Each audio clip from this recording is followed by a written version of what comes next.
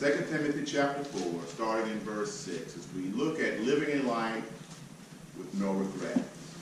As you recall, as we made this step through, this journey through this second letter of Timothy, each week we remind ourselves that this is the letter of a dying man who wanted to make sure that the young man he had brought up in the ministry knew that as he went through life, he would always be focused upon what matters most, And I want to encourage us today to always keep in mind that because we do many things, we're busy, we have a lot going on in life, good things, nothing wrong with that.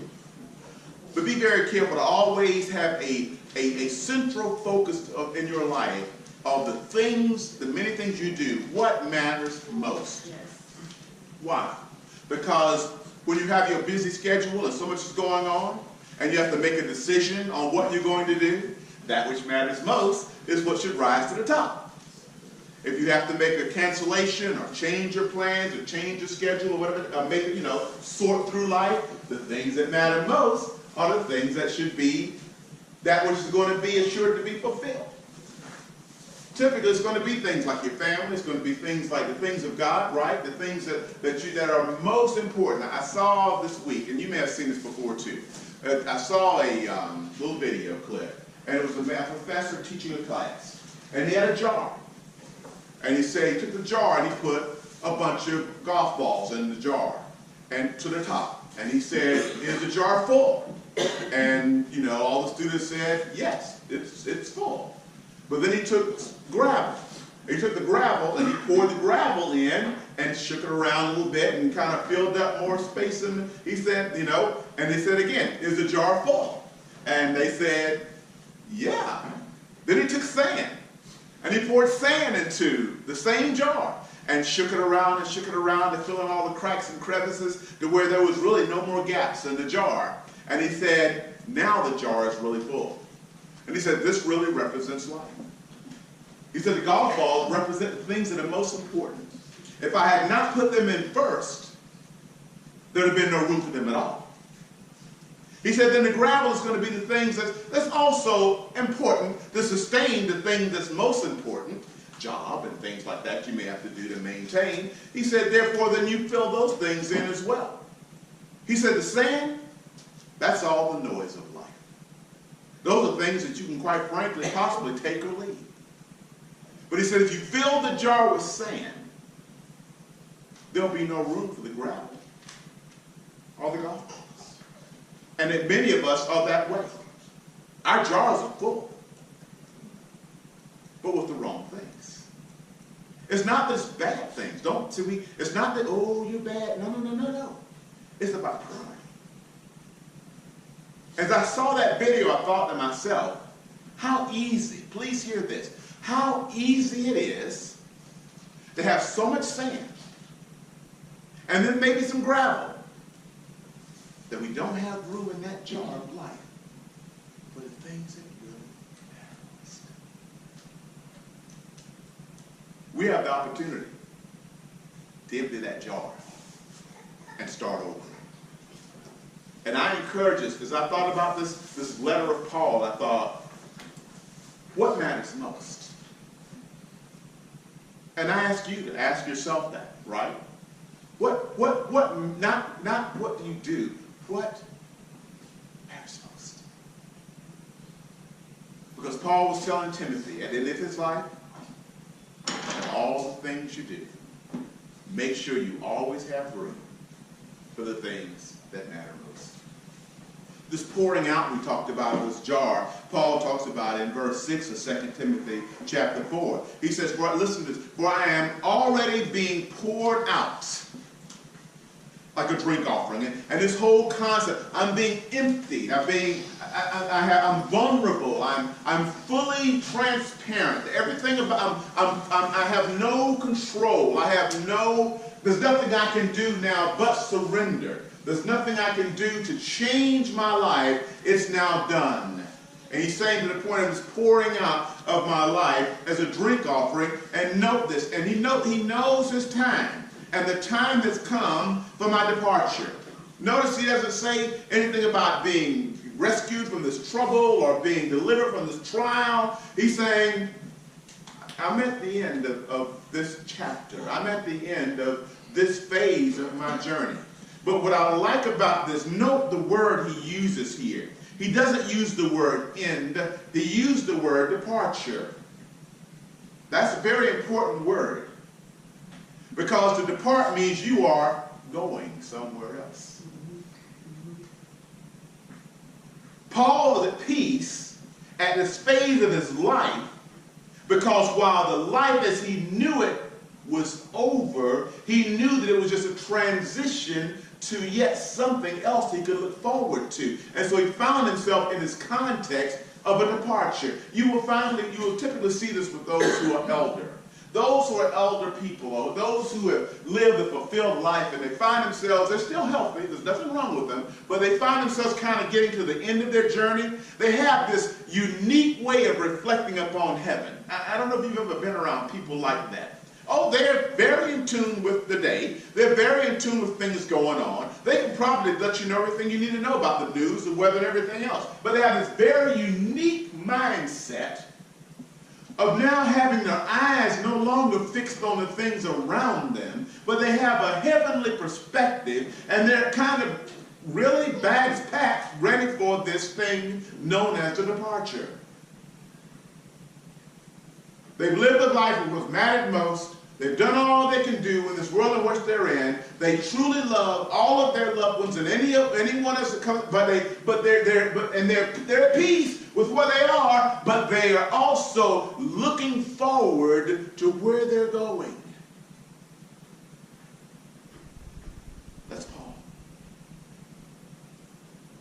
And this word, I don't want you to miss this word called departure. Because I want you to see there's this transition that happens in life. What is most important about this letter is up until this point, Paul has not spoken about himself at all. Paul has spoken from the very first chapter of 2 Timothy up to this point to Timothy. You'll find often the word you. You therefore this. You therefore that. You therefore this. You always be. You.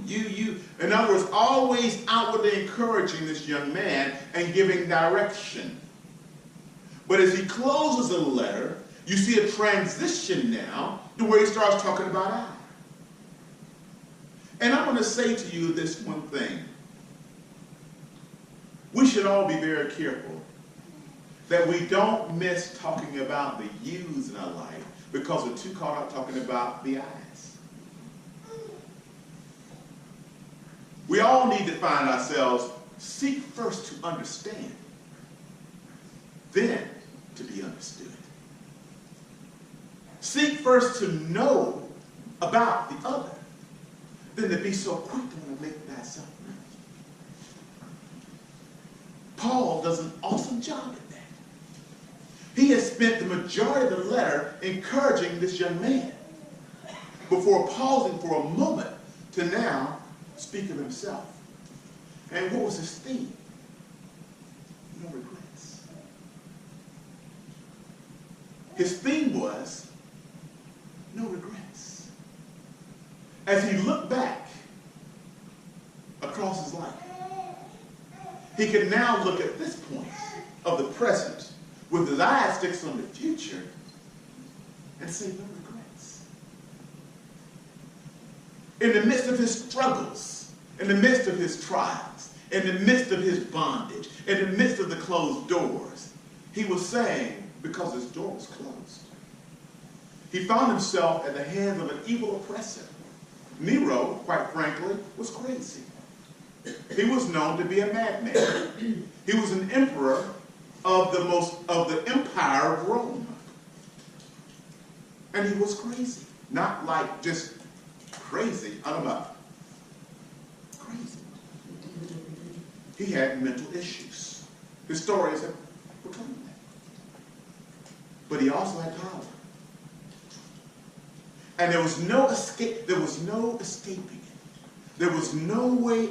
This was it. And yet, in the midst of that, Paul was at peace. How was he at peace?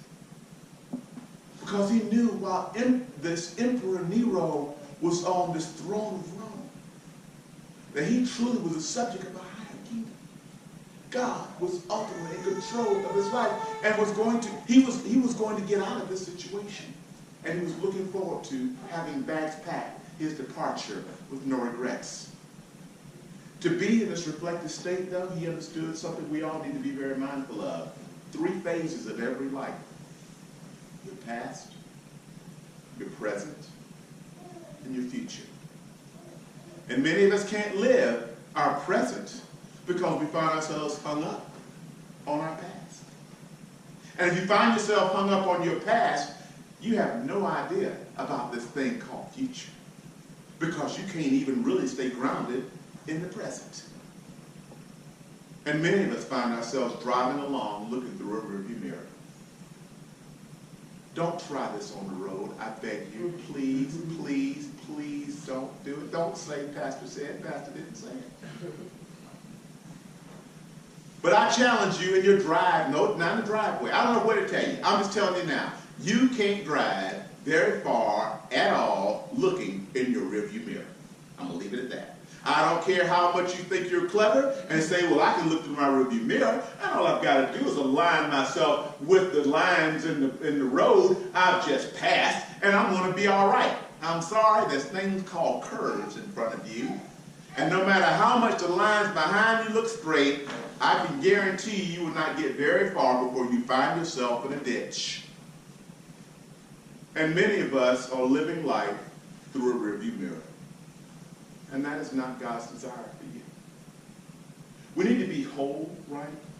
And understand where we came from. We also need to be free. And understand, indeed, who we are in Christ in this time of life in which we live. And in that we'll be able to have this hope for the future that will allow us to be ready for this departure that inevitably will come for all of us. 3 phases. Paul knew them. As he reflected upon them, let's see what he said about himself. Note, he says, first of all, verse 7, life is tough. When we talked about that, I think last week, about this rugged road of faith. Life is tough.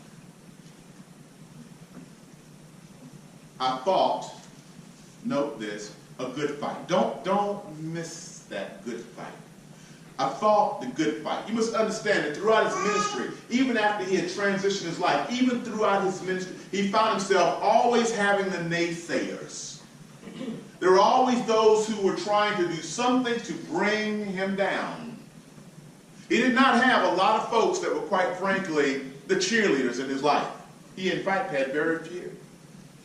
But as he went through ministry, he would go, it was almost like in here today, we have this time together, and I share a message with you, and then I leave. And in those days, like you congregate and stay after service and talk a little bit, that was very commonplace. They would stay and they would be in the courtyard and in open air scenarios. It wasn't a building like this. It'd be open air venues. And as a result, Paul would then depart himself and the people would stay together. And then there would be those known as the Judaizers. And they would then come up behind Paul and say, everything you just heard was a lie. In fact, let me tell you about this guy who claims that he knows this God. Let me tell you about the travesty of his life. Oh, and by the way, while the one was standing up there saying that everything that was just said by Paul was a lie, guess what was happening? In the background, the Judaizers' friends had Paul, had taken him, dragged him out of the city, stoned him, beat him, left him for dead on the side of the road. And yet he fought a good fight. You mean, oh, did he fight back?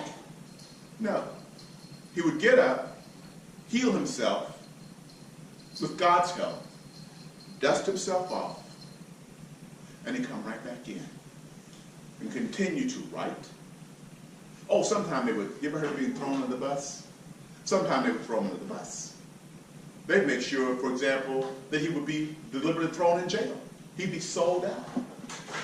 You would say, why would he do that? Why would he go through that? Well, you know what? It was in those times that he found himself in jail that we find that the majority of the New Testament was written, because the majority of everything that Paul wrote was not in the comfort of an easy chair, but it was in a jail, a dungeon. It was in those times that he seemed most constrained, were the times that he was the most effective. Now that doesn't make sense to you, does it? That's why he could say, what was meant for evil, God turned to good. That's why he could say, I know what it is to have plenty, and I know what it is to be in want. I know what it is to be well fed. I know what it is to not have anything. But I have learned the secret. I've learned the mystery. I can do all things through Christ who gives me strength. The very tone of that statement came from a man that knew it meant to fight a good fight. What's the point? It is so easy for us to want to give up when we find there are people who are against us. It is so easy for us to want to throw in the towel when we would hope, we don't need it really, but we would hope that someone would say, good job, way to go. And all we get is criticism and abuse. It's easy in those times to kind of think you're all alone. But you're not. That's why the Bible said that God be for you, who can be against you? Because God's got you. And there's no trial, no tribulation, no difficulty that happens in your life that doesn't allow that word to say, as Romans 8 says, quite frankly, as he was writing from prison to a church, all things work together for the good of those who love the Lord and are called according to his purpose. That's how he kept himself sane in the midst of insanity. And that's what allowed him to fight a good fight. What does a good fight mean? To keep doing what you know you've been called to do in spite of the opposition around you. If you're doing the right thing in whatever society, whatever setting it might be, you know that you're doing what you've been called to do and that is right. Don't be discouraged when you find those who will try to shipwreck your journey. Stay the course.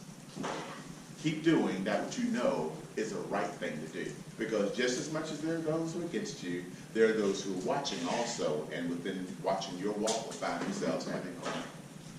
Paul says, I fought what? The good fight. Don't miss that. He didn't get even. I knew someone one day said, I don't get mad, I just get even. He didn't get even. He wasn't discouraged. Yes, it hurt. Yes, it was. You would hope for better, but he kept his eyes fixed upon his purpose and upon his Savior. And in that, he was able to fight this good fight. When we talked about the fact that the soldier doesn't get caught up in civilian affairs. Remember how Paul told Timothy that earlier in this letter? He told him he was to be an athlete that played by the rules. He played the game right always. Okay? Remember the farmer? The farmer he talked about, how the rough job of a farmer. Remember the farmer? I told you about friends I've known that are farmers who would plant their crops just to find the army worms come in and destroy the crops before they were even fully ready to be harvested, and how they'd have to start all over again, and they realized the only thing they can do is till the soil over. But even in that, what was happening, the soil was more fertile, so the next time the crop came up, it was better than the one before.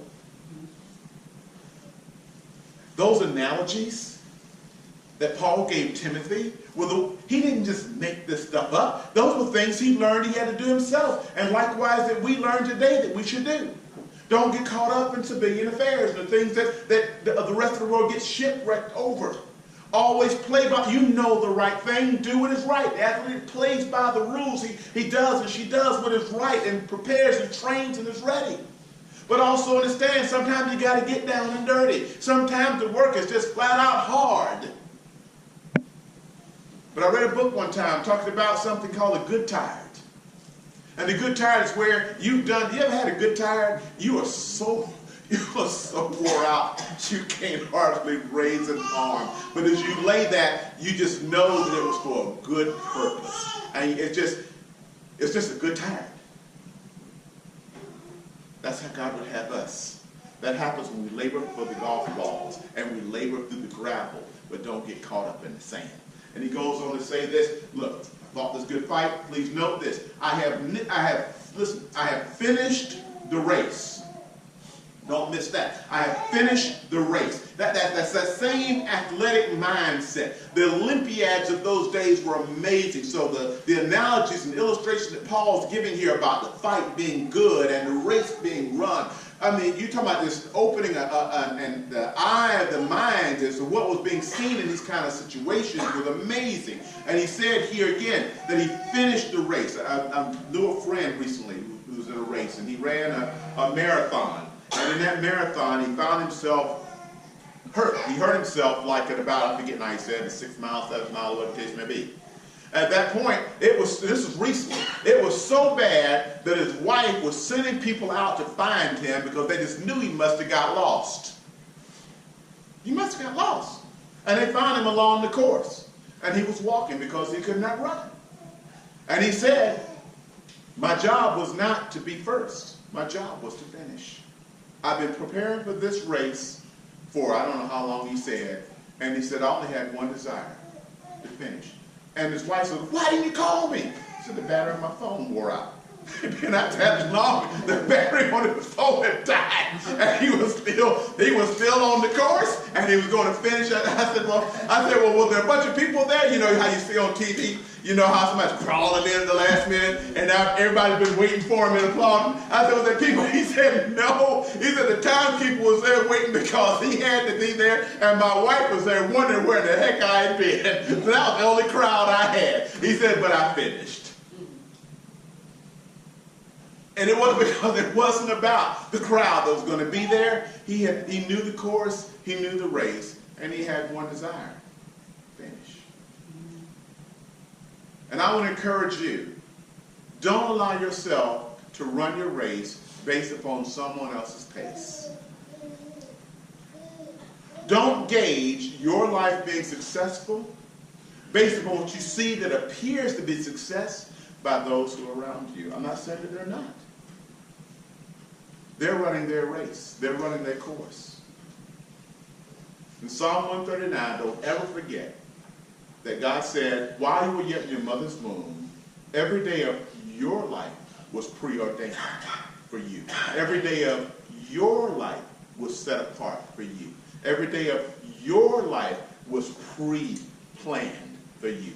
God has a plan for you. He sees each of us relationally, individually as his own. Don't ever forget that. So don't get discouraged when you see someone else running their race and their course looks easier or quicker or whatever.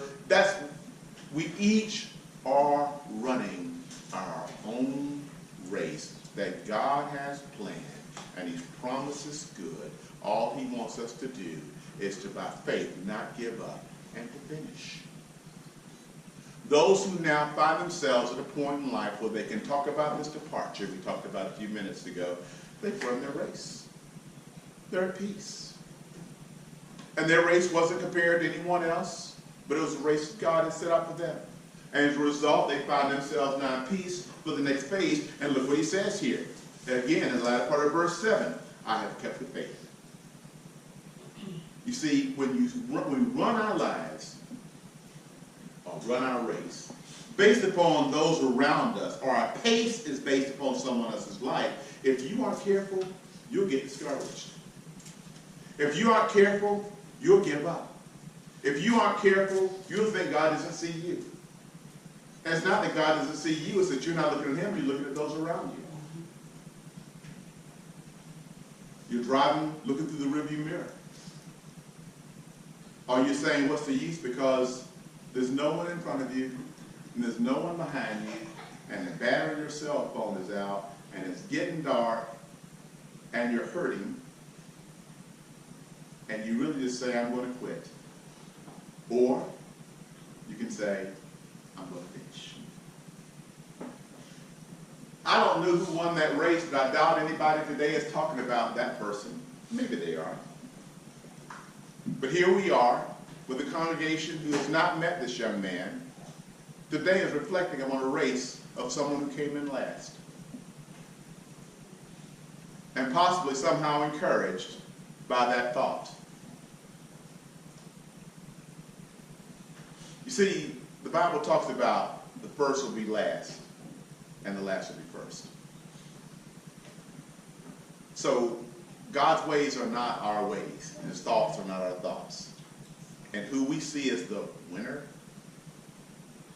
may not be who God's looking for, because he might just be looking for those who are willing to finish well.